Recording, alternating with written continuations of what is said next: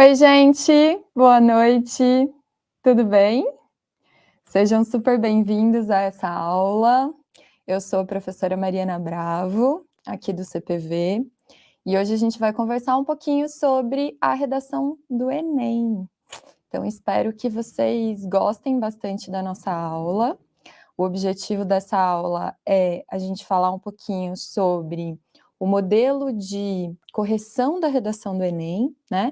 Então, a nossa ideia é conversar um pouquinho sobre as 5 competências, sobre como a redação é avaliada, sobre dicas também para vocês irem bem nessas 5 competências, né?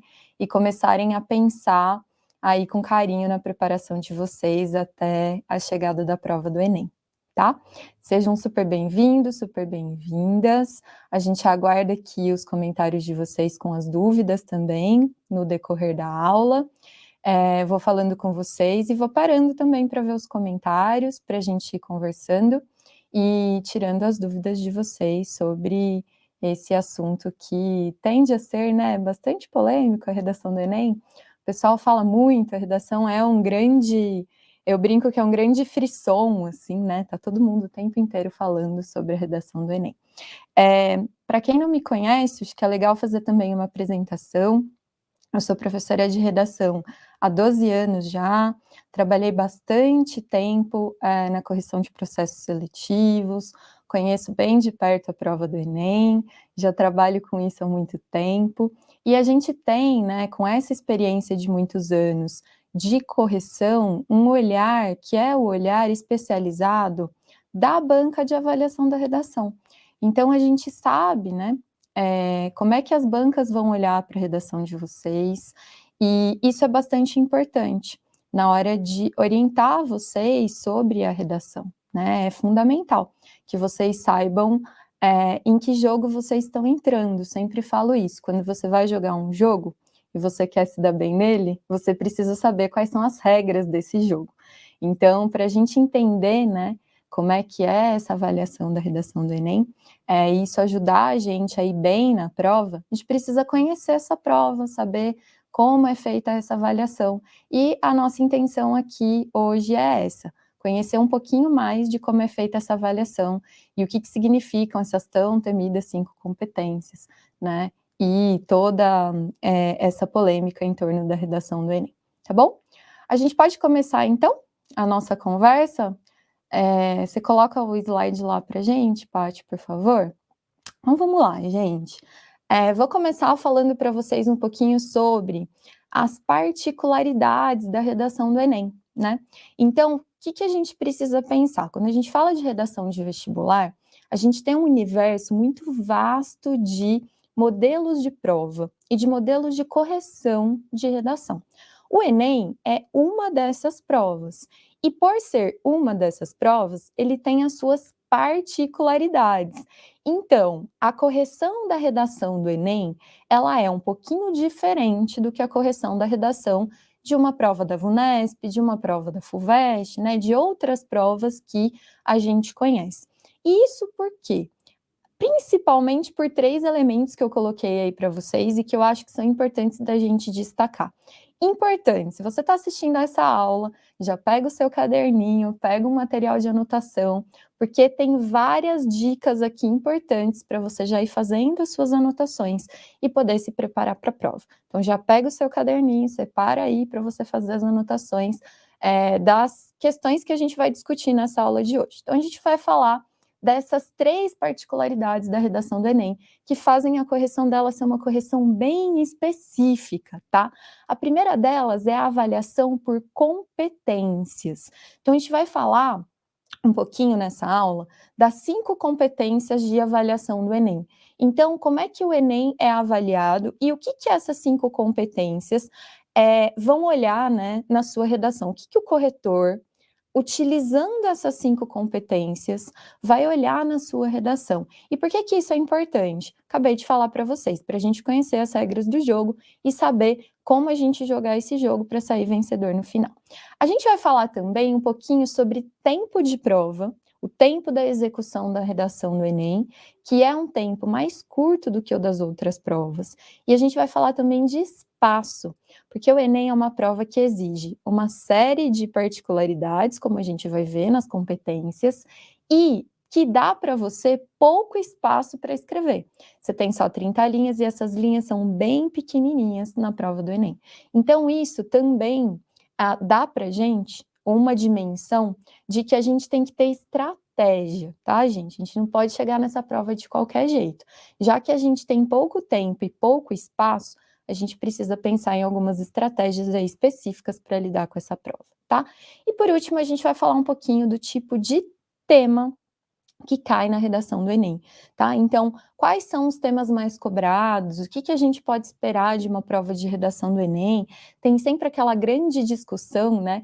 Que tema que vai cair no Enem esse ano? Todo mundo quer adivinhar o tema do Enem. Então, vamos terminar falando um pouquinho sobre essa questão do tema, que temas que a gente pode esperar e se é uma boa a gente cair nessa de adivinhar o tema ou não da redação do Enem. Beleza? Pegou suas coisinhas aí para anotar? A gente pode começar então a nossa conversa sobre esses 3 tópicos. Vamos lá para o nosso primeiro tópico então, que é a avaliação por competências. Gente, a redação do Enem, ela é avaliada por meio de 5 competências. Então vou falar com vocês agora de cada uma dessas competências. Você já sabe que a redação do Enem vale 1.000 pontos, né? Então, desses 1.000 pontos, 200 são para cada uma dessas competências. Então, a competência 1 vale 200, a 2 vale 200, a 3 vale 200, a 4 vale 200 e a 5 vale 200, totalizando os 1.000 pontos tão esperados e desejados por todo mundo na redação do Enem, tá? Então, quando a gente fala em competência 1, que vale 200 pontos, o que que a competência 1 avalia? Então, vejam, eu coloquei para vocês aí o descritor lá da correção da banca do Enem, que é, na competência 1, o que que o Enem exige de você na redação, né? Que você demonstre um domínio básico da norma culta da língua escrita. Então, vejam, né? Quando eu falo de adequação à norma culta e adequação à língua escrita, o que que eu vou avaliar? Eu vou avaliar sintaxe, eu vou avaliar concordância, eu vou avaliar regência, eu vou avaliar pontuação, ortografia, né? Eu vou avaliar a maneira como você escreve formalmente. Basicamente, gente, se você quiser resumir essa competência aqui, é o que a gente costuma chamar de gramática. Adequação à norma culta da língua escrita, ou seja, o seu texto tem que estar gramaticalmente correto. Ele tem que estar de acordo com as normas da língua escrita. Isso engloba todos esses elementos que estão colocados aí para você, né? A maneira como você escreve, se essa maneira está dentro das regras da língua portuguesa ou não. Isso engloba tudo que eu já falei: ortografia, regência, crase, né, concordância, todas essas faces aí da língua portuguesa. O que é importante eu pensar, gente, nessa competência? Tá bom, Mari, então quer dizer que eu tenho de 0 a 200 pontos para serem avaliados quando a gente pensa na norma culta da língua escrita. Legal. Mas o como, né, que o corretor que olha para minha redação vai avaliar o meu texto em relação à gramática? Então, ele vai avaliar a partir de 2 perspectivas. Então, ele vai ter como se fossem 2 olhares para o seu texto em relação à gramática. Um olhar é quantitativo, tá? O que é quantitativo, gente? A quantidade de erros que você comete na sua redação. Para você tirar 200 pontos, você tem que cometer, no máximo, 2 erros de tipos diferentes. Mari, então peraí, deixa eu ver se eu entendi uma coisa. Se eu tiver uma redação com 2 erros, um de concordância e um de regência, ou um de concordância e um de ortografia, eu ainda tenho chance de tirar nota 1.000? Sim, se você pontuar 200 em todas as outras competências e tiver apenas 2 erros de tipos diferentes na sua redação, você tem chance de tirar nota máxima, tá?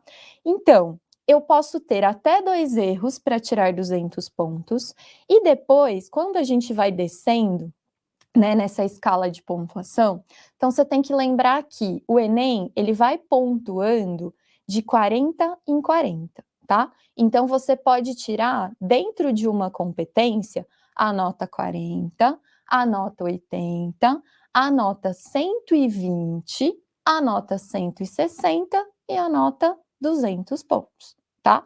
Então vamos pensar assim, 200 é a nota máxima. Para tirar 200, eu posso ter até 2 erros de tipos diferentes.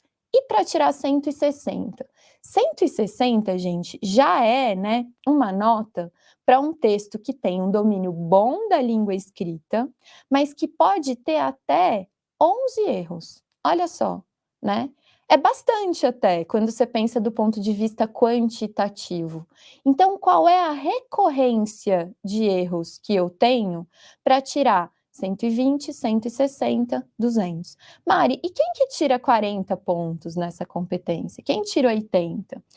Realmente quem tem uma língua escrita que não está de acordo com a norma padrão e que justamente por isso impede a compreensão do texto, gente. Isso é muito importante, né? Então, eu preciso tomar conta com a quantidade de erros que eu tenho. O corretor, ele vai olhar e ele vai contar mesmo os erros, tá, gente? Então, se eu tenho até 11 erros, a minha nota vai ficar no 160. Se eu tenho mais do que 11 erros, a minha nota vai cair para o 120. E assim sucessivamente, né? Eu vou tendo um número de erros que vai ser olhado por esse corretor para que ele possa avaliar a minha redação em norma escrita, né? Em norma culta da língua escrita. E tem um outro critério aqui, que não é só o quantitativo, que é o que a gente chama de qualitativo. O que é o qualitativo? O qualitativo, ele vai olhar para a gravidade do erro. Como assim, Mari? Tem erros que são mais graves do que outros. Quando a gente considera o que um aluno que sai do terceiro ano do ensino médio, né, que já está formado no ensino médio, tem que saber. Então, por exemplo, escrever você com 2 S, que é uma palavra que a gente usa recorrentemente, é um erro grave, tá? Então, esse erro, ele vai pesar mais do que eu escrever exceção, por exemplo, com 2 S's, né? Então, esses erros, vejam, eles vão pontuar mais ou menos de acordo com a gravidade deles. E como é que eu julgo gravidade? A gravidade tem a ver com palavras de uso recorrente, que deveriam, por exemplo, ser de domínio desse aluno, e que esse aluno não domina, né? Então, essas palavras, elas vão fazer com que o corretor pese mais. Então, vamos pensar o seguinte, né? Ah, Mari, eu tive só 2 erros na minha redação e de tipos diferentes, então eu até poderia tirar 200. Só que um desses erros é um erro grave. Então a minha nota já vai descer lá para o 160, né? Porque eu tenho 2 erros de tipos diferentes, só que esses erros não são erros simples, né? Eles não são erros tranquilos, eles são erros que têm uma gravidade maior. Tudo bem, gente? Então vamos lá, agora você vai anotar dicas para você ir bem na competência 1, tá? Então, quais são as dicas que eu dou para você pontuar 200 nessa competência? Primeira dica: escreva toda semana e corrija os seus erros gramaticais de uma redação para outra. Tome cuidado com acentuação, gente. Vocês acham, às vezes, que acento é enfeite na palavra. Acentuação faz parte da ortografia da palavra, tá? Então, não deixa para acentuar tudo no final. Ai, Mari, não, eu vou escrever tudo, depois eu passo acentuando. Aí você vai ler a redação, não tem nenhum acento, gente. Isso é um erro muito grave de recorrência, né? Porque ele é um erro que vai se tornar, vai mostrar, né, que você não sabe acentuação. Se você não acentua nada no seu texto, né? Uma coisa é você esquecer um acento, outra coisa é você recorrentemente não acentuar nenhuma palavra, né? Tome cuidado com isso. E outra coisa importante, além de você escrever toda semana, para você treinar o uso da língua escrita e ir corrigindo seus erros ao longo do tempo, faça trocas inteligentes. Faça trocas inteligentes. Se você não sabe como escreve uma palavra, substitua por outra. Se você não sabe se naquela estrutura aquela estrutura sintática, né, que você colocou, tem crase ou não, substitua por uma que você tem certeza do uso correto, tá? Então faça essas trocas em português, gente. Português é uma língua muito democrática. A gente tem muitas trocas possíveis de serem feitas, tá bom? Então façam trocas inteligentes. Não sabe, não tem certeza como escreve uma palavra, troca por outra. Troca por outro sinônimo, troca por outra estrutura sintática, né? Coloque ali algo que você tem certeza que está correto. Isso porque, gente, vocês têm às vezes, presta muita atenção nisso que eu vou falar agora, tá? Olha aqui para mim, presta atenção. Vocês têm, às vezes, a ideia de que na redação é importante colocar palavras chiques. Nossa, eu preciso colocar uma palavra difícil, olha essa palavra bonita, eu vou arrasar. Não é assim, gente. E na redação do Enem, menos ainda. Então, na redação do Enem, procure fazer o básico bem feito, tá? É mais importante que você use as palavras corretamente do que você use palavras ou estruturas muito chiques, muito elaboradas. Não façam isso, tá? Invistam no básico bem feito, no arroz com feijão bem feito. Use aquelas expressões, aquelas palavras que você tem certeza que estão corretas. Porque o Enem, ele vai te tirando ponto conforme você vai errando. Isso quer dizer que quanto menos você errar, maior é a sua nota, tá? Eu tô dizendo isso porque isso não é assim em todas as provas de redação, mas no Enem é. Então prestem bastante atenção nisso. Cuidado, né, com a questão quantitativa com a questão qualitativa. Como você resolve isso? Primeiro, treinando toda semana. Segundo, fazendo trocas inteligentes, investindo no básico bem feito, no arroz com feijão bem feito. Terceiro, gente, nunca na sua vida entregue uma redação antes de revisá-la. Revise o seu texto. Terminou de escrever, deixa ele descansando lá um pouquinho, volta depois para olhar o que você escreveu e para ir fazendo uma revisão ortográfica, porque às vezes passa um acento, às vezes passa uma crase, às vezes passa uma letrinha que você comeu lá na hora de escrever, e aí você vai falar assim: "Ah, Mari, mas não tem problema, é só um erro". Esse só um erro pode te custar 40 pontos que podem te custar a sua aprovação. É simples assim, gente. 40 pontos no Enem é muita coisa, né. Lá no Sisu, você sabe, depois que você aplica a sua nota no Sisu, a depender da faculdade que você vai fazer, né, a depender do curso e da universidade que você coloca lá, a redação tem peso até 3. Então 40 pontos a menos na redação faz muita diferença no seu resultado, faz você entrar ou não na universidade. Então, gente, às vezes por causa de falta de revisão, não é que você não sabia escrever aquela palavra, mas você esqueceu de revisar. E aí, como você esqueceu de revisar, o que aconteceu? Você passou um erro, tirou 40 pontos, não foi aprovado. Então, gente, essas 3 dicas para competência 1, tá bom? Primeira dica: escreva toda semana, treine, vá corrigindo seus erros ao longo do processo, não deixe para a última hora. Segundo, faça trocas inteligentes por palavras que você sabe. Terceiro, não deixe de fazer uma boa revisão. Isso tudo vai te ajudar a pontuar a nota máxima aqui da competência 1, beleza? Gente, vamos embora agora para a competência 2. E agora eu preciso que você preste muita atenção em mim. Porque a competência 2, ela é uma competência que vai avaliar 2 critérios ao mesmo tempo. Olha que loucura. Vale 200 pontos, porém, você precisa se adequar a 2 critérios diferentes para ganhar os 200 pontos. Ah, Mari, então quer dizer que é 100 para um e 100 para o outro? Não, gente, é tudo junto e misturado, tá? Então, vou te explicar isso aqui direitinho. A competência 2, ela é uma competência que vai avaliar a adequação ao tema e adequação ao gênero textual. Vamos lá, então. O que é a adequação ao tema? A sua redação necessariamente tem que falar do tema que foi pedido lá pela banca. Ah, Mari, tudo bem, isso é óbvio. Mais ou menos óbvio, tá? Por que é mais ou menos óbvio? Vou te explicar como é que a banca do Enem avalia a adequação ao tema.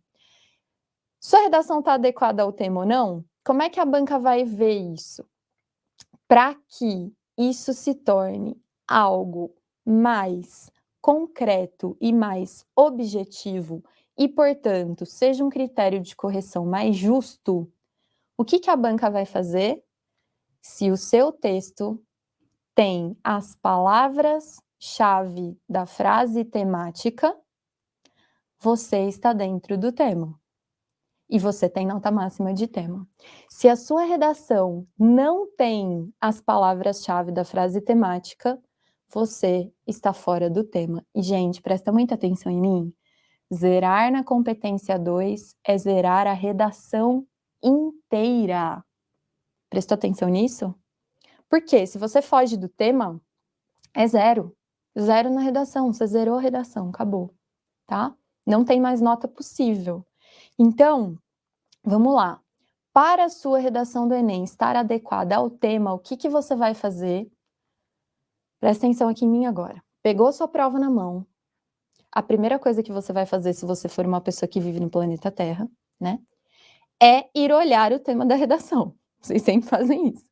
A maior curiosidade de vocês é sempre em relação ao tema da redação. Muito bem. Quando você olhar para a frase temática que está lá em negrito na sua prova, tá? Você vai circular ou grifar as palavras-chave dessa frase temática.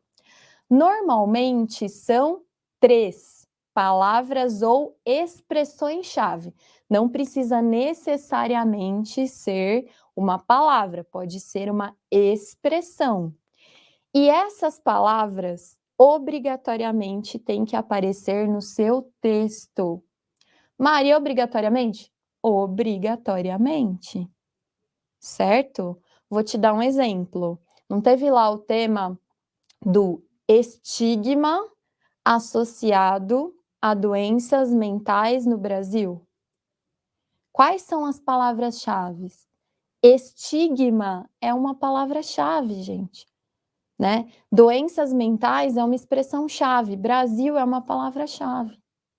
Se você fala só de doenças mentais, mas você não fala de estigma, você tangenciou o tema. O que é uma tangência? Você sabe já, é passar por um ponto sem entrar nele.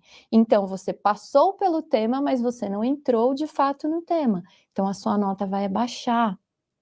Então, gente, precisa usar as palavras-chave da frase temática obrigatoriamente. Mari, mas estigma é uma palavra difícil, eu não sabia o que era. Tinha lá na sua coletânea a definição do que era estigma.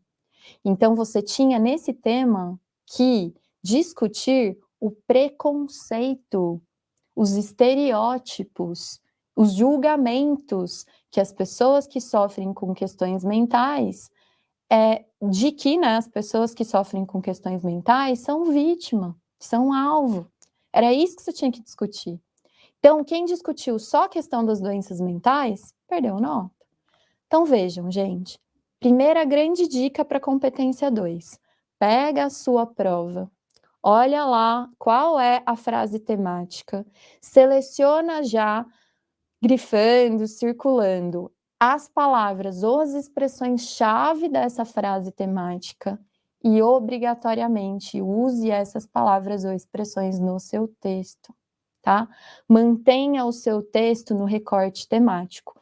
Eu coloquei aí para você uma palavrinha que pode parecer difícil, que é palavra-chave, né, que é o que eu estava explicando, e sinonímia. O que é sinonímia? A sinonímia é o conjunto de sinônimos das palavras-chave do tema. Então, você obrigatoriamente precisa usar as palavras do tema pelo menos uma vez, e você pode usar sinônimos dessas palavras do tema justamente para você manter o recorte temático. Então, para você manter o seu texto falando sobre a temática e, além disso, manter uma coesão, não ficar repetindo sempre as mesmas palavras. Então, veja, use uma vez as palavras-chave ou expressões da frase temática e você pode, no decorrer do seu texto, usar sinônimos, porque isso vai te ajudar a enriquecer a sua redação, enriquecer o seu texto, tá bom?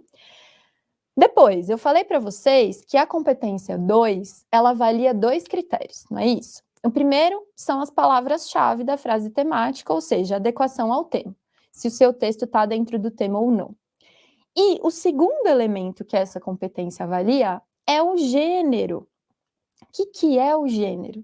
O gênero é uma estrutura fixa, que nesse caso do Enem, é a dissertação escolar. É a dissertação que você está acostumado a ouvir falar na escola desde sempre, com introdução, desenvolvimento argumentativo e conclusão, tá? Então, o seu texto, ele precisa ter essas 3 partes. Ele precisa introduzir uma temática, ele precisa, juntamente com essa temática, né, trazer argumentos que suportem uma tese, que te ajudem a defender uma tese, e precisa trazer uma conclusão. Então, vejam, gente, para isso é fundamental que eu aprenda a fazer projeto de texto. Não adianta você querer escrever uma redação do Enem, né, achando que vai descer algum Espírito Santo em você, ou qualquer outra coisa, e que você vai ter inspiração para escrever uma ótima dissertação. Dissertação, gente, é planejamento textual. Uma boa dissertação, ela precisa de um projeto de texto. Eu sempre falo isso, né? Quem é meu aluno já sabe. Nada para em pé sem antes ter tido um projeto, uma planta, né? O engenheiro não vai construir um prédio sem fazer uma planta antes, sem desenhar o que vai onde. Por quê? Vai cair, vai desmoronar. É a mesma coisa com uma dissertação, gente. Se você não sabe o que você vai defender, se você não sabe qual é a tese que você vai colocar lá na sua introdução e que você vai defender ao longo do seu texto, se você não sabe quais são as referências que você vai usar para defender essa tese, né? E se você não tem esse projeto antes de escrever, a sua dissertação vai ficar uma dissertação capenga, né? Ela não vai ter as características que ela precisa ter. Então, gente, vamos lá. Para você pontuar 200 na competência 2, eu vou te dar 2 dicas, tá bom? Só essas 2 são suficientes, com essas 2 você vai conseguir se sair muito bem na competência 2. A primeira é, pegue a sua prova e a primeira coisa que você faz é grifar as palavras-chave ou expressões da frase temática. Embaixo delas, já coloca lá 2 ou 3 sinônimos que você pode usar ao longo do seu texto. Isso vai te ajudar a manter o texto no tema e a não perder nota na competência 2. A segunda dica é: faça projeto de texto. Não comece o seu texto sem planejar o que você vai escrever nele antes. Mari, projeto de texto e rascunho são a mesma coisa? Não. Rascunho é você escrever uma primeira versão do seu texto. Projeto é você estruturar o que vai em cada parte do seu texto antes de escrever. Tudo bem? Mari, mas não dá tempo de fazer projeto e rascunho. Então faça projeto, não faça rascunho. Parece polêmico isso que eu tô te dizendo, mas não é, tá? É mais importante você fazer um texto que tem um projeto, que tem um planejamento, do que você faça um rascunho direto sem fazer planejamento e depois só passe a limpo. Então, essas são as 2 dicas, gente. Projeto de texto, tá bom? O seu projeto de texto tem que sempre partir da sua tese. Então, presta atenção aí para anotar uma última coisa. Você tem o tema da redação, você tem a sua tese que vai responder a esse tema. O que é a tese, Mari? A tese é uma frase afirmativa que vai na sua introdução e que vai mostrar qual é a sua resposta ao tema e qual é o posicionamento que você vai defender ao longo do seu texto, tá? Então vai, tema, responde o tema com a tese, que é essa afirmação, e essa afirmação é uma afirmação que mostra o seu posicionamento e a resposta que você está dando àquele tema, tá? E aí você vai ter argumentos que suportem essa tese, que te ajudem a defender essa tese. Não adianta eu colocar lá uma tese e na minha argumentação eu falar sobre outra coisa, né? Então, o meu texto ele tem que estar todo conectado. Para isso eu preciso de projeto, tá, gente? Façam projeto de texto. Planejem o texto de vocês. Isso é fundamental. Se você fizer essas duas coisas aí, né? Se você se preocupar com as palavras-chave do tema e se você se preocupar em planejar o seu texto, você vai ter uma ótima nota aí de competência 2. Beleza? Pessoal, vou falar da 3 aqui um pouquinho. E aí a gente para um pouquinho para as dúvidas de vocês, que vocês quiserem deixar, então vão deixando as dúvidas aí nos comentários, tá bom? E aí depois da explicação da competência 3, eu paro um pouquinho para ver se vocês têm alguma dúvida, se a gente soluciona as dúvidas até aqui, para daí a gente seguir em frente mais um pouco, tá bom? Pessoal, competência 3, então, olha só, essa competência é uma competência que vai avaliar a qualidade da sua argumentação. Veja, o descritor dela aí é selecionar, relacionar, organizar e interpretar informações, fatos, opiniões e argumentos em defesa de um ponto de vista. Interpretando, né, esse descritor que eu coloquei aí para vocês, basicamente, o que a competência 3 avalia? Escolha de repertório, quais são as ideias, os fatos, as opiniões, os argumentos que você escolheu, selecionou, para poder defender o que você vai defender, né? Então, vai ser avaliado a escolha do repertório e vai ser avaliado como o seu repertório foi utilizado para a defesa da sua tese, que é aquele posicionamento de que eu acabei de falar para vocês, tá? Beleza, vamos falar de repertório um pouquinho, que é também uma grande polêmica em redação, não só na do Enem, mas de maneira geral em todas as provas de redação. Quando a gente fala de repertório, a tendência de vocês é, eu vou decorar umas frases feitas lá, né, que tem no Instagram, TikTok, sei lá, 10 frases para você usar na sua redação do Enem. Aí, 1 minuto, um monte de pensador para você colocar na sua redação. Gente, isso é a maior fria que existe, tá? Decorar a citação, decorar a introdução, né? Decorar modelo pronto de redação. Cuidado com isso, gente. Primeiro que isso é um atentado contra a sua autonomia. Enquanto estudante, enquanto ser humano, você está se formando, você fazendo uma redação com uma parte decorada, o que você está dizendo? Você está dizendo, bom, eu não sou capaz de fazer um bom texto, então eu vou pegar lá uma parte decorada, vou colocar de qualquer jeito aqui na minha redação, e o corretor, gente, ele não é bobo, ele sabe, ele consegue ver isso. Às vezes a gente está lá lendo uma introdução, a introdução tem toda uma linguagem, né, um jeito de se expressar que muda completamente nos outros parágrafos do texto. Aí você diz, bom, essa introdução não é dessa pessoa, né, não é do mesmo ser humano que escreveu a introdução, os argumentos, né. Então a gente sabe, a gente tem um olhar clínico para isso. Então é muito ruim você decorar citações, você decorar partes do texto prontas.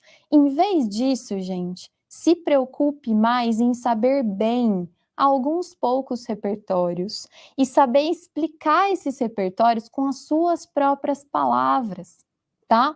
Então, o que eu sugiro para vocês sempre, tá? Em relação ao repertório? Tenha um caderninho de repertório.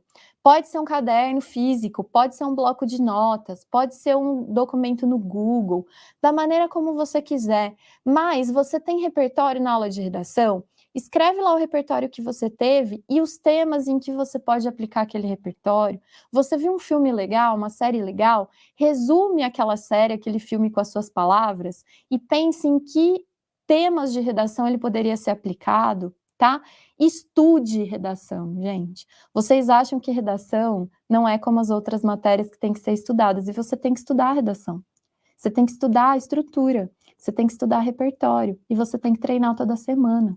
Às vezes vocês ficam o ano inteiro batendo cabeça, estudando todas as disciplinas, fazendo exercício, se matando, e vocês deixam a redação de lado.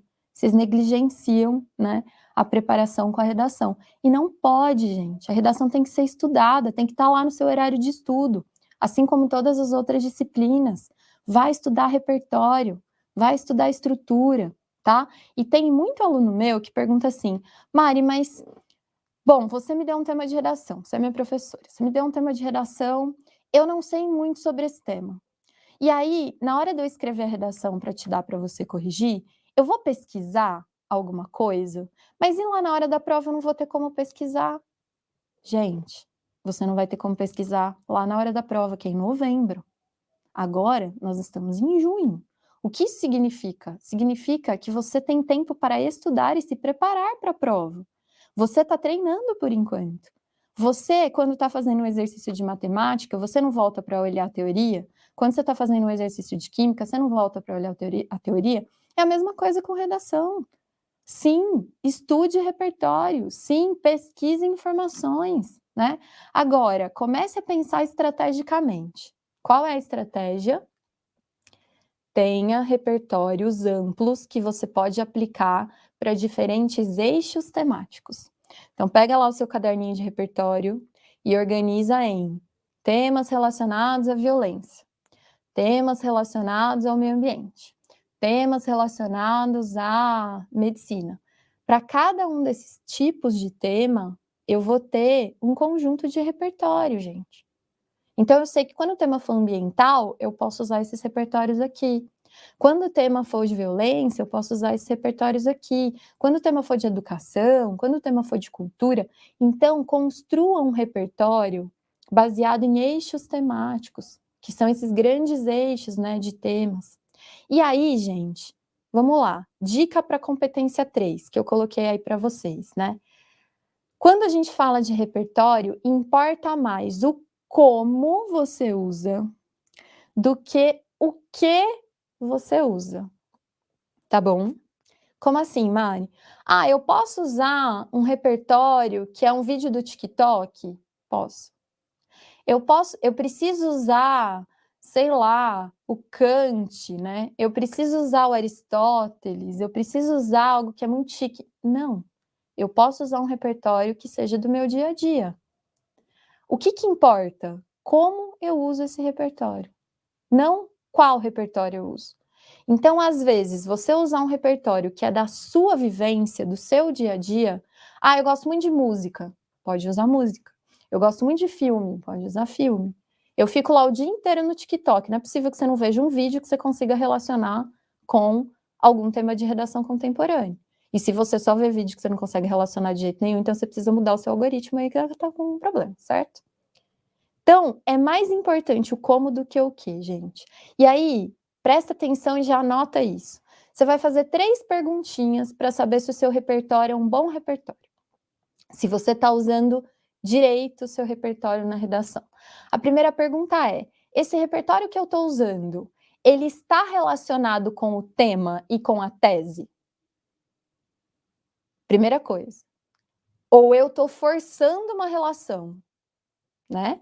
Então, a primeira coisa que você tem que se perguntar é isso. Tem a ver com o tema e com a tese? Não tem. Se não tem, não é um bom repertório. Beleza. Segundo, esse repertório é relevante para provar os meus argumentos? Ou não? Porque eu estou defendendo lá uma ideia. Aí eu trago um repertório que não me ajuda em nada a defender esse argumento. Então, não é um bom repertório.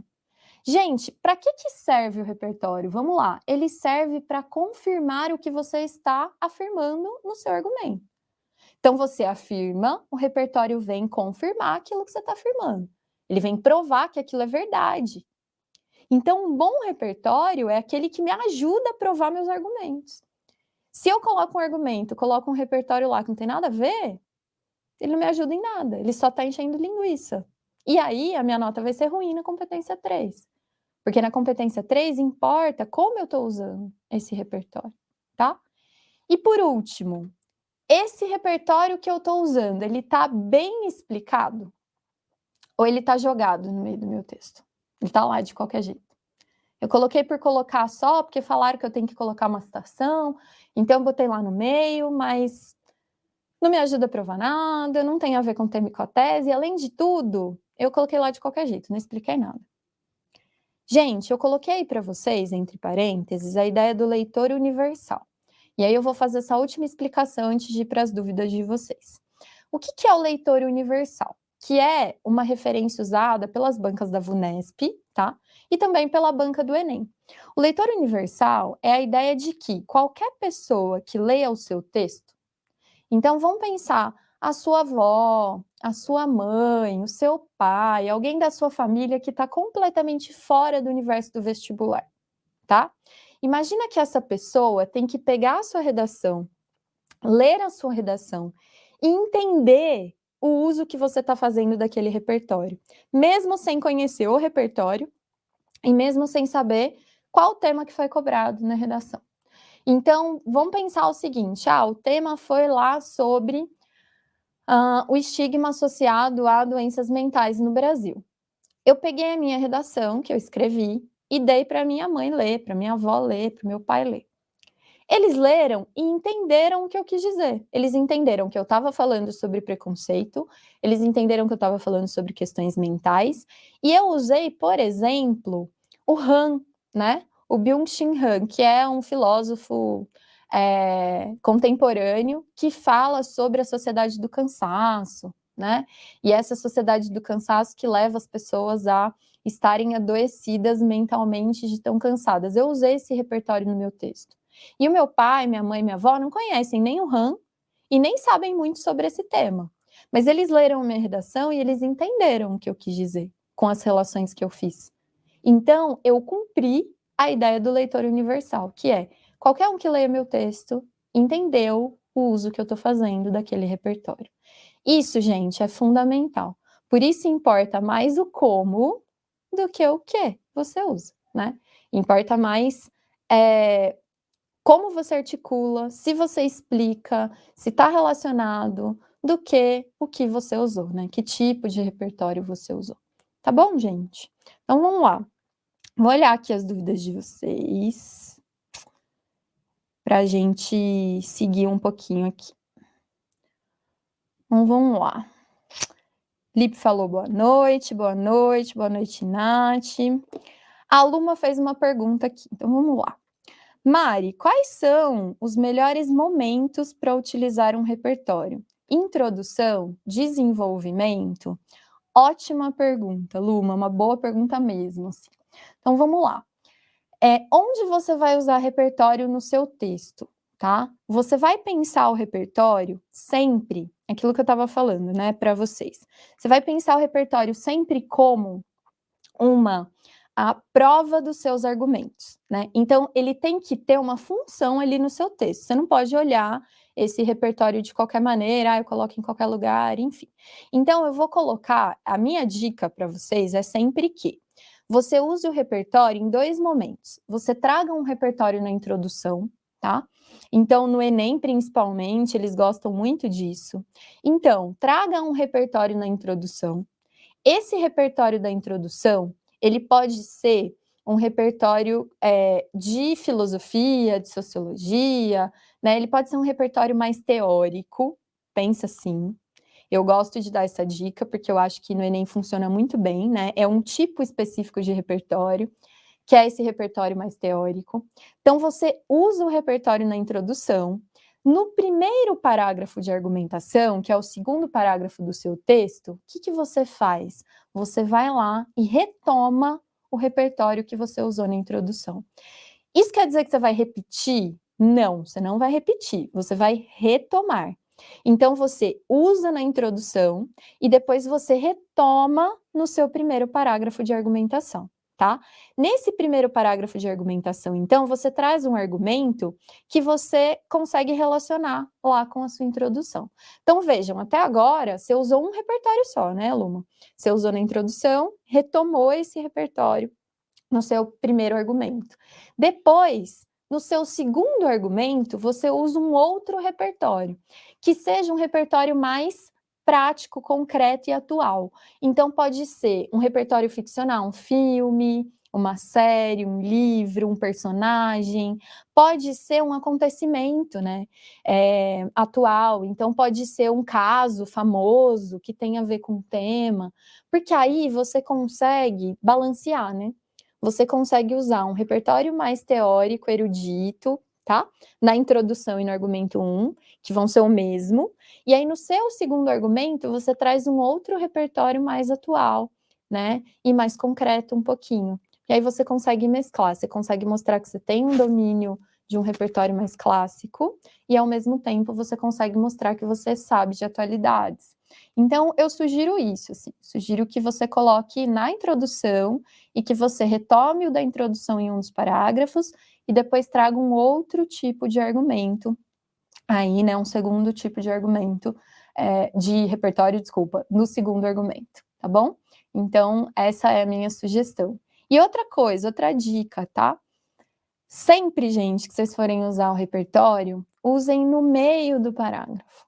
Então, começa o parágrafo com a sua voz argumentativa, no meio você coloca o repertório e daí você conclui o parágrafo, tá? Então, gente, eu chamo isso de parágrafo sanduíche, tá? Pensa que a sua voz argumentativa é o pãozinho lá do seu sanduíche e o repertório vai ser o seu recheio, tá bom? Então, sempre repertório no meio do parágrafo. Nunca comece o parágrafo com o repertório. Sempre coloque ele ali no meinho, para ele estar articulado com a sua argumentação, tá bom? Aí você consegue ter esse como aqui que a gente estava falando na competência 3 e arrasar aí nesse aspecto e seguir aí a vida, tá bom? Gente, bora lá então. Mais um pouquinho, respira aí, toma uma água e vamos lá. Competência 4, gente. Essa competência 4, ela é parecida no modelo de avaliação com a competência 1. Por quê? Porque ela também tem a ver com aspectos linguísticos. Você lembra que a competência 1 é aquela competência que vai avaliar se o seu texto está adequado ou não à norma culta da língua portuguesa. A competência 4, ela vai avaliar a coesão do seu texto. No Enem, gente, isso significa as palavrinhas que você usa para unir ideias dentro dos seus parágrafos e entre os seus parágrafos. É isso. Literalmente, a palavrinha que você usa para unir as ideias dentro do seu parágrafo e entre os seus parágrafos. Isso que é avaliado na competência 4. Isso é avaliado, de novo, né, quantitativamente, tá? E qualitativamente. Quantitativamente, em que sentido? Você precisa variar os seus elementos coesivos. Isso quer dizer o quê? Que as palavrinhas que você usa para unir as ideias dentro dos parágrafos e entre os parágrafos precisam ser variados, precisam ser diferentes, tá? Precisam ser diferentes sempre, Mari? Como assim? Toda redação tem que mudar? Não, gente. Presta atenção nessa dica. Já anota isso aí. Use sempre os mesmos conectivos, você, tá? Só que esses conectivos têm que ser variados entre si. Então, se você já usou um dessa forma, use um logo. Se você já usou um dessa forma, um logo, use um dessa maneira, um sendo assim. Faça substituições desses conectivos para que você tenha variedade no seu texto. Porque são esses conectivos que vão estabelecer as relações de sentido na sua redação, tá? Então, para eu conectar as ideias, para eu conectar essas ideias dentro dos meus parágrafos e para eu conectar essas ideias entre os meus parágrafos, eu preciso saber qual tipo de relação de sentido que eu estou construindo. Então, lembra que eu falei lá do projeto de texto? Você precisa saber se o seu texto ele está construindo uma relação de adição entre os argumentos. E aí você vai usar um AD+. Se esses argumentos eles estão se relacionando entre si com uma relação de causa e consequência, porque se for assim, você vai usar um por conseguinte, porque você está, né, entre um parágrafo e outro, porque você está estabelecendo a relação de consequência, tá? E se eles estão estabelecendo uma relação de contrariedade, né? Então, de ressalva, então você vai colocar um entretanto. E isso entra no aspecto qualitativo, gente. Você tem que usar esses conectivos de maneira eficiente e de maneira adequada, né? Eles precisam ser variados e eles precisam estar certinhos. Eles precisam ser bem utilizados, tá? Dica aqui, gente. Quantos conectivos eu tenho que usar, Mari? Pelo menos 2 conectivos dentro de cada parágrafo. E o que eu estou chamando de conectivo aqui, gente? Conectivo sequencial, que é aquele que separa um período do outro. Então, em cada parágrafo seu, tenha pelo menos 3 períodos, tá? E 2 conectivos. Então, você vai colocar um período, ponto final, conectivo, outro período, ponto final, conectivo, outro período. Acabou o seu parágrafo. Para você ter uma ideia só, tá? Isso não é tão fixo assim, mas só para você ter uma dimensão aqui, mais ou menos, de como você se comporta na redação do Enem. Então, pense em 2 conectivos intraparágrafo, que a gente chama, né? E pense em 2 conectivos interparágrafos. Então, o seu parágrafo 2 de argumentação e a sua conclusão tem que começar com conectivo. Mari, que conectivo? Depende da relação de sentido que você está construindo. Para a conclusão, pode ser sempre o mesmo. Pode ser sempre o portanto, né? Pode ser sempre o portanto, que é um conectivo conclusivo, por exemplo.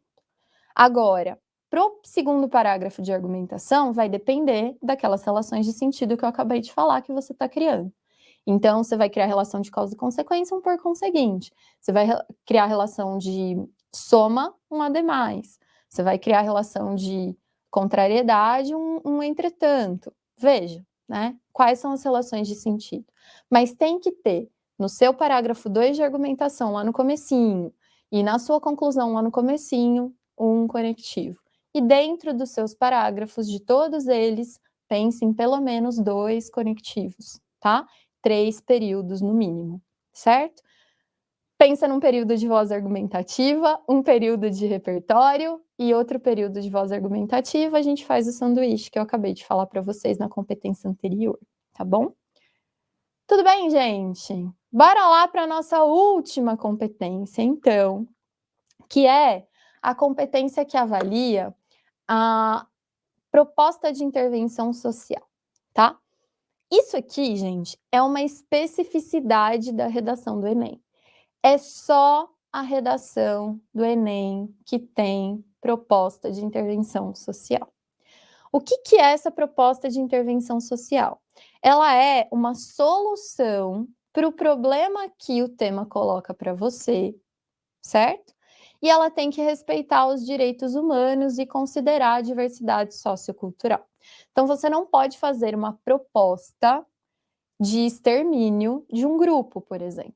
Você não pode fazer uma proposta que vá contra os direitos humanos, tá? Contra a existência de alguém. Essa proposta não vai ser considerada, né? E você pode, inclusive, zerar o seu texto por conta disso. Importante, gente. A proposta de intervenção do Enem, sozinha, vale 200 pontos. Só ela. Se você fizer proposta de intervenção certinha, você já garante 200 pontos, tá? Por isso a importância de saber fazer uma boa proposta de intervenção. O que tem que ter nessa sua proposta de intervenção? Ela tem que ter 5 elementos. Na verdade, 4 elementos e mais um detalhamento, tá? Que a gente fala. Então, o que são esses elementos? Você vai ter que ter o agente, que é quem vai realizar essa ação. Esse agente é uma instituição, pode ser a escola, pode ser o governo, pode ser uma ONG, pode ser a família, pode ser a igreja, pode ser, enfim, né? A iniciativa privada é uma instituição. Então, você tem que ter uma instituição. Essa instituição vai realizar uma ação, que é a proposta propriamente dita. Então, o que essa instituição vai fazer? Anota aí uma coisa. Eu sugiro sempre que você use para a ação, né? O verbo deve mais um verbo no infinitivo. deve fiscalizar, deve fazer, deve realizar, deve organizar, deve, enfim, tá? Pense sempre no deve junto com um verbo no infinitivo, porque aí você está fazendo uma estrutura que mostra para o seu corretor que aquela é a sua ação. Então, o Estado deve fiscalizar, a escola deve organizar, por exemplo, tá? Depois da ação, vem o meio de realização dessa ação. O que é esse meio? Esse meio, ele vai ser inserido no seu parágrafo pela expressão por meio de, bem assim mesmo.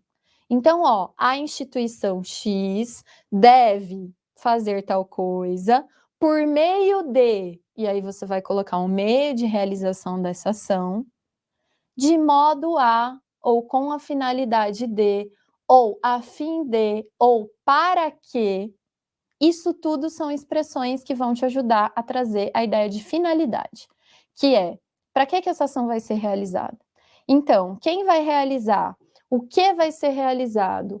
Como vai ser realizado? E para que vai ser realizado? Vou repetir as perguntinhas? Quem, o que, como e para quê, tá? Se você responde a isso tudo, você está colocando os 4 elementos aí da proposta de intervenção social. Importante, além desses 4 elementos, tem que ter um detalhamento, tem que ter uma explicação um pouquinho mais elaborada sobre os elementos da sua proposta. Como é que a gente faz detalhamento? A gente faz detalhamento por meio de explicação e por meio de aposto. Você já deve ter aprendido o que é aposto, né? O aposto é uma estrutura sintática explicativa entre vírgulas que vem para completar o sentido de um termo anterior. Então, o que você pode fazer? Você pode colocar um aposto na sua instituição, no seu agente, por exemplo. Então, você pode dizer assim, ó, o Estado como regente da nação, né? A escola como formadora da mentalidade dos indivíduos. Isso é um aposto. Isso pontua nota de detalhamento, gente. Então, pode criar apostos para suas instituições. Isso te ajuda na nota de competência 5, tá bom? Além disso, você pode explicar mais a sua proposta. Quanto mais explicadinha tiver essa proposta, maior vai ser a sua nota de detalhamento, tá bom? Então, não se esqueça dos 4 elementos mais o detalhamento, que pode ser feito por meio de uma explicação, ou que pode ser feito por meio de um aposto, tá? O aposto sendo essa estruturinha aí entre vírgulas que você vai colocar para explicar um elemento que veio antes. Tudo bem, gente? Então, essas são as 5 competências da redação do Enem. E aí, fui falando com vocês algumas dicas aqui de como vocês devem aí, né, se comportar, pensar, se preparar para que vocês se saiam bem nessas 5 competências, considerando a redação. Aí, eu disse para vocês que depois de discutir as competências, a gente ia falar um pouquinho sobre estratégias em relação a tempo e espaço, não é isso? Então, vamos pensar aqui um pouquinho comigo. Primeiro que no Enem você vai ter, no máximo, 1h10 para fazer a sua redação, o que é um tempo curto, considerando que a prova do Enem ela é uma prova muito extensa, com muitos textos, em que você vai ter que ler bastante, e você já vai estar um pouquinho cansado. Então, uma pergunta que vocês fazem muito é: em que momento da prova eu faço a redação? Eu deixo para o final, eu faço essa redação no começo, né? Como que eu escrevo mais rápido e mantenho a qualidade do meu texto? Para que eu possa ter mais tempo para fazer as outras questões da prova, né?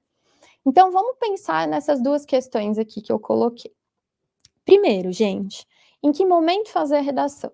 Eu sugiro que você faça o seguinte: você já vai abrir a prova lá, e quando você abrir a prova, você vai olhar o tema da redação, claro. Então, já faça, né, a eleição das palavras-chave, que eu falei com você, já leia a coletânea e já faça o seu projeto de texto, gente. Deixe o seu texto estruturadinho, pensadinho, né?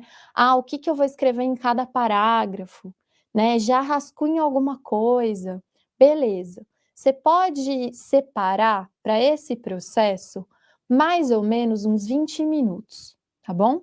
Então, pega a prova, entre ler a prova, o tema, os textos de apoio e fazer um projeto de texto, você coloque aí 20 minutos, mais ou menos. Aí você vai para a sua prova, tá? Vai fazer as questões, as demais questões da prova. Porque a sua cabeça vai dar uma, né? Ali uma descansada, uma pensada em outras coisas, tá? Depois que você fez 2 horas de questões, mais ou menos, você volta para a redação e aí você de fato escreve o seu texto, tá? Aí você pode escrever o seu texto. E aí, para a escrita do texto mesmo, você pode reservar aí mais uma meia hora, 40 minutos, certo? Beleza, escreveu o seu texto, deixa ele lá escritinho, prontinho, tudo certo, vá fazer o restante das suas questões.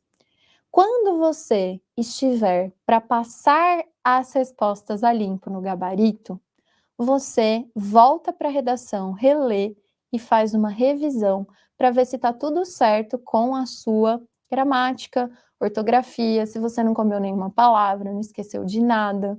Porque assim você olha para esse texto 3 vezes. Uma primeira que é esse primeiro impacto, que às vezes assusta vocês, "Ai, não sei muito bem o que fazer", já faz um planejamentozinho. Vai para a prova, às vezes a própria prova te ajuda um pouco a repensar, a lembrar de outros repertórios. Aí você volta e escreve o texto. Depois, você vai para as questões, retorna e faz uma revisão. Nisso, gente, no total, você vai gastar aí 1 hora e 10, tá? Tranquilo, é um tempo tranquilo que dá para fazer redação. Como é que eu escrevo mais rápido mantendo a qualidade do meu texto? Com treino, gente, e com estratégia. Primeiro, você tem que ter uma estrutura na sua cabeça. Você tem que saber exatamente o que você vai fazer quando você chega na prova. Para isso, você precisa ter aula de redação, né? Você precisa ter aula com pessoas que são especialistas em redação e que sabem como te orientar para ter essa estrutura. Segundo, você precisa estudar repertório. Terceiro, você precisa fazer redação toda semana e submeter essa redação a uma correção especializada. Se você fizer isso, né? Se você fizer esse treino, se você tiver acesso a essas aulas de estrutura, você vai chegar na prova, você vai saber o que fazer. Qual que é o seu passo a passo para fazer redação, né? E aí você vai ficando mais rápido em fazer redação, independentemente do tema. E você vai ficando mais seguro também, tá bom? Isso é bastante importante. A segunda pergunta, que tem a ver com espaço, ela se relaciona um pouco com essa primeira, né? Que é o seguinte, qual que é a estratégia? Eu tenho poucas linhas e muitas exigências, não é? A gente acabou de ver que tem 5 competências do Enem que têm que ser cumpridas na redação. E eu tenho pouquíssimas linhas para cumprir todas essas exigências. E agora? O que eu faço? De novo, estratégia de estudo. Eu preciso saber qual é a estrutura da redação, o que eu vou colocar em cada parágrafo. Eu preciso ter certeza de como eu vou fazer a redação antes de chegar na prova. Gente, o dia da prova é o dia do jogo, você tem treino o ano inteiro. Então, precisa treinar redação toda semana. Se você não treina redação, se você não tem uma estratégia bem definida de estrutura, se você não estuda repertório, vai chegar lá na hora, você vai se embananar com o tempo, porque você vai inevitavelmente demorar mais, e você vai se embananar com espaço também, porque você vai querer escrever muito ou você vai escrever pouco e não vai cumprir tudo aquilo que precisa. Outra dica, gente, para a redação do Enem, letra de formiguinha, sempre. Faça a sua menor letra e treine fazer a sua menor letra legível. A letra no Enem, e nem o vestibular, tá? Precisa ser bonita, ela precisa ser legível, ela precisa ser compreensível. Então, se a sua letra não é legível, você tem uma preocupação. Agora, minha letra é feia, dá para entender o que você escreveu? Então tá lindo, precisa dar para entender o que você escreveu. Escreve pequenininho, para você ter mais espaço para conseguir cumprir todas as competências que a gente foi falando na aula de hoje, tá? Então, em relação a tempo e espaço, a estratégia é se preparar ao longo do ano para você chegar na situação de prova e estar bastante tranquilo, né? E não precisar, de alguma maneira, sair que nem um louco aí fazendo as coisas de qualquer jeito. tá? Já estar preparado para isso. E por último, gente, o último item aí que eu queria conversar com vocês, e aí vou deixar também um espacinho para vocês tirarem dúvidas, tá bom? É a questão do tema da redação do Enem, né? Paty, se você quiser tirar até o slide, pode tirar, que agora a gente conversa assim. Eu queria conversar um pouquinho com vocês, gente, sobre o tema da redação do Enem, né? Então, vamos pensar o seguinte: quais são os temas que aparecem na redação do Enem todos os anos?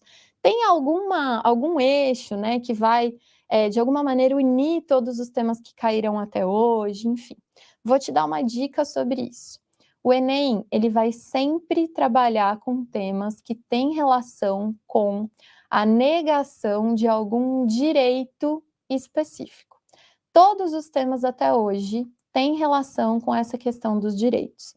Então, a minha sugestão para você em relação ao tema do Enem é estude o artigo 5º da Constituição, que é aquele artigo que vai dizer que todos são iguais perante a lei. E esse artigo, então, vai falar sobre tipos diferentes de preconceito, todos os tipos de preconceito que você pode imaginar, né? Então, racismo, homofobia, xenofobia, machismo, a questão do etarismo, a questão que a gente viu em relação às pessoas que sofrem de transtornos mentais, tudo isso está relacionado com preconceito contra algum grupo específico e que vai tirar desse grupo essa ideia de igualdade, né? Ah, esse grupo não é igual perante a lei. Ou às vezes, isso é uma pegadinha do Enem, né? Sempre aparece isso. Ou às vezes, na lei, isso está dito. Não, todos são iguais perante a lei. Mas será que na realidade é assim? Então vamos pensar. Existe um artigo na nossa Constituição, assim como várias partes do nosso Código Penal que vão dizer que racismo é crime. É um atentado contra os direitos humanos e é crime. Por isso, ele deixou de existir, né? Por isso, a gente deixou de ter casos recorrentes de racismo. O racismo não é algo no nosso país que é estrutural, ou seja, que está nas instituições, que está na mentalidade das pessoas e no inconsciente das pessoas, e que faz com que os negros no nosso país tenham muito menos oportunidades do que os brancos?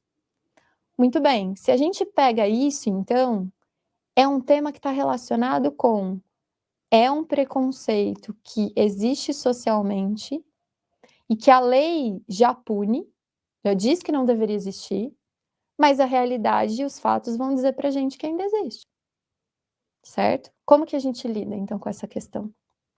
Isso cai de monte no Enem, gente.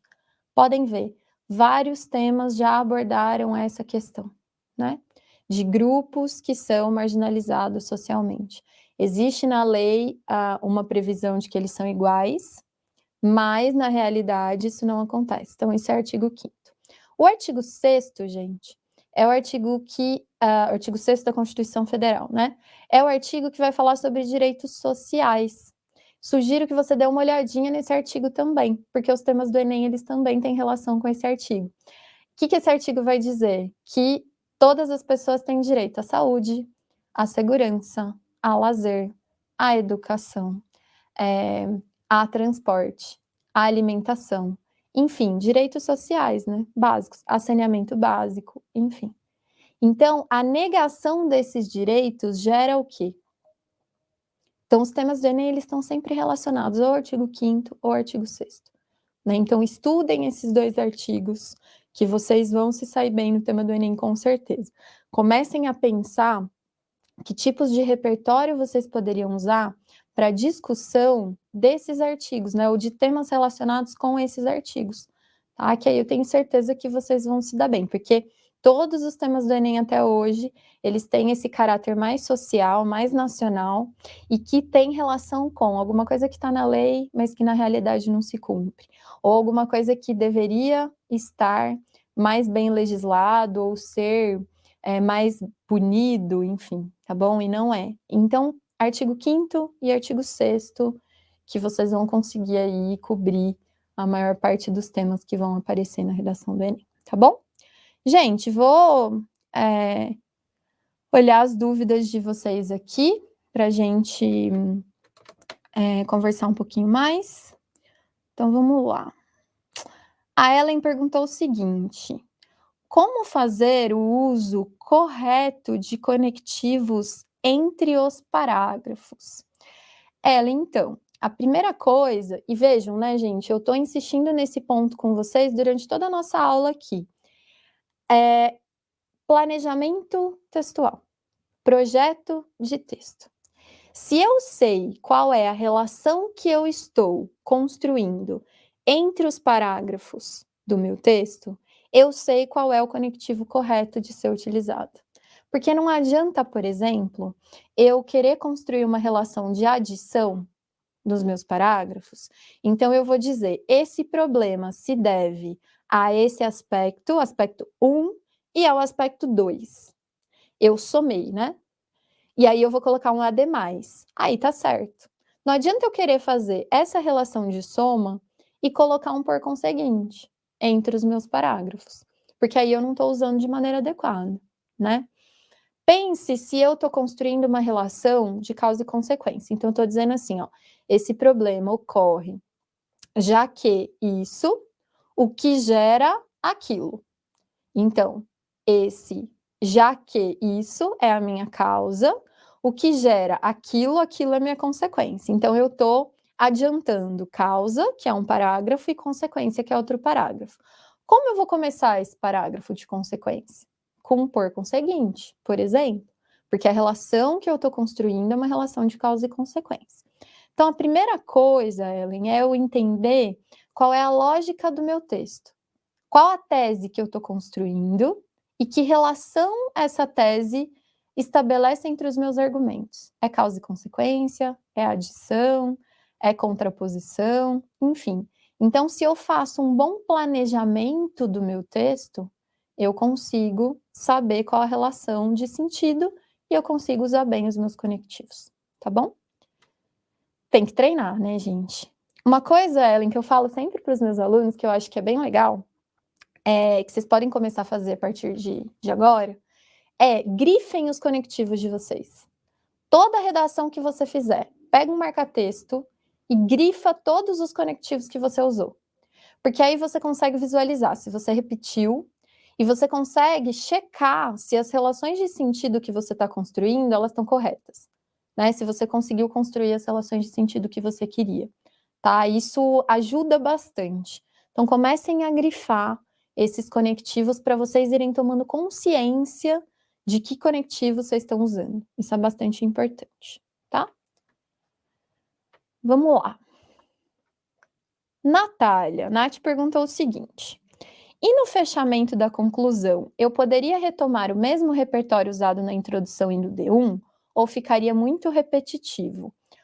Ótima pergunta, Nath. Você pode e deve retomar o seu repertório na conclusão, né, no fechamento. Então, você usa na introdução, aprofunda no D1, né, no desenvolvimento 1, e faz uma retomadinha bem breve na sua conclusão. Por que que não fica repetitivo? Porque você não precisa trazer o autor de novo, né, ou o filme de novo, a referência de novo. Você pode só trazer um adjetivo que lembre o autor, né? Uma palavrinha que remeta ao seu repertório. Por que é legal, né? Eu trazer o repertório no fechamento da conclusão? Porque assim eu encerro o meu texto com a mesma referência que eu comecei. Então eu faço essa costura que fica muito legal, né? O corretor consegue enxergar mesmo um planejamento de texto. Então, sim, é muito legal você trazer de volta a referência que você usou na introdução e no D1. Faça isso de uma maneira bem levinha. Você não precisa trazer de novo explicando, né? Falando o conceito novamente. Você pode só trazer um adjetivozinho, né? Ou o próprio nome do autor, se você usou um autor, né? Faz uma referência bem rápida, só para conseguir fazer esse fechamento mesmo, tá bom? Isso ajuda bastante. Que mais? Vamos ver.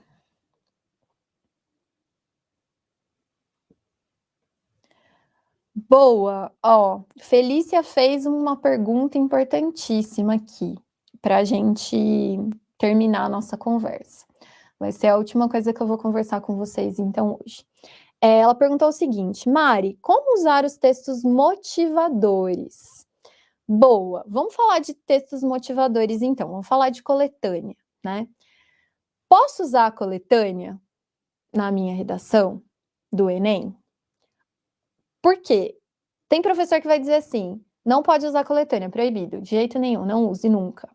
Tem professor que vai falar assim: não, obrigatório, tem que usar coletânea, se você não usar, você não vai sair bem. Não é nenhum nem outro, tá? Então vamos lá, com calma, respirando. Como é que eu uso a coletânea na redação do Enem? Posso usar? Posso. Devo usar? Não, se eu tiver outro repertório para colocar no lugar. Então vamos pensar assim: caiu um tema lá que eu tenho um repertório só. Eu não consigo pensar em dois. Eu consigo pensar em um só, que é esse que eu vou usar na introdução e no D1 e vou retomar na conclusão. O que eu faço nesse meu segundo parágrafo de argumentação, né, no meu D2? Eu posso usar um repertório dos textos de apoio, da coletânea. Como eu posso usar esse repertório? Mudando as palavras. Eu posso usar com as minhas próprias palavras, parafraseando, tá? Nunca vou usar um repertório da coletânea copiado, jamais, porque isso vai me fazer perder nota, tá? Cópia dos textos motivadores, desconta a nota lá na competência 3 que a gente conversou hoje, que é a competência de repertório, tá? Então, se eu for usar a coletânea, eu vou usar de maneira parafraseada, nunca vou usar copiando. Mas, Mari, vamos pensar que cai um tema que eu tenho repertório, tem bastante repertório. Eu tenho 2, 3 tipos de repertório que eu posso usar. Mesmo assim, eu uso a coletânea? Não. Se você não precisa, não use. Por quê? A sua nota vai ser maior, tá? A sua nota vai ser maior se você usa repertório só de fora. A sua nota vai ser maior se você mescla os tipos de repertório. Porque você usa um repertório externo e um da coletânea de maneira parafraseada.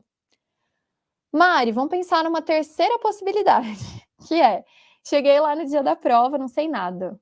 Não lembro nenhum repertório, zero. Nada, nada, nada. E agora? Agora você usa a coletânea de maneira parafraseada, sabendo que você vai perder nota na competência 3. Você já vai sair de 120, você já perdeu 80 pontos, só de não ter repertório externo, tá bom? Porque no Enem, gente, o repertório externo pontua muito na C3. Então, se você não tem repertório externo, você só usou coletânea, você vai ficar ali parado no 120. Você não vai conseguir subir sua nota de repertório, tá? Então, por isso a importância de você mesclar 2 tipos diferentes de repertório. O repertório seu, né, externo, e o repertório da coletânea, tá? Então, pode usar coletânea, mas sempre de maneira parafraseada, nunca copiando. E, em último caso, se você tiver repertório seu, pode escolher o seu, em vez da coletânea, que é sempre melhor. Não é obrigado a usar coletânea, não. Tá bom? Gente, então acho que é isso por hoje, para a gente não se estender muito mais. A gente deve ter outras oportunidades aí de conversar ainda sobre redação ao longo do ano, tá bom? Antes da prova. Espero que vocês tenham gostado, que tenha ajudado vocês a abrir um pouquinho aí a cabeça, né? E a começar a pensar na preparação de vocês com mais carinho a partir de agora. Muito obrigada pela presença, pela atenção de vocês, pelas dúvidas, tá bom? Gostei muito das dúvidas, acho que ajudaram a gente a pensar questões aí que eu não tinha ainda abordado com vocês. E é isso, muito obrigada pela presença de todo mundo, espero vocês numa próxima. Até lá, um beijo. Obrigada.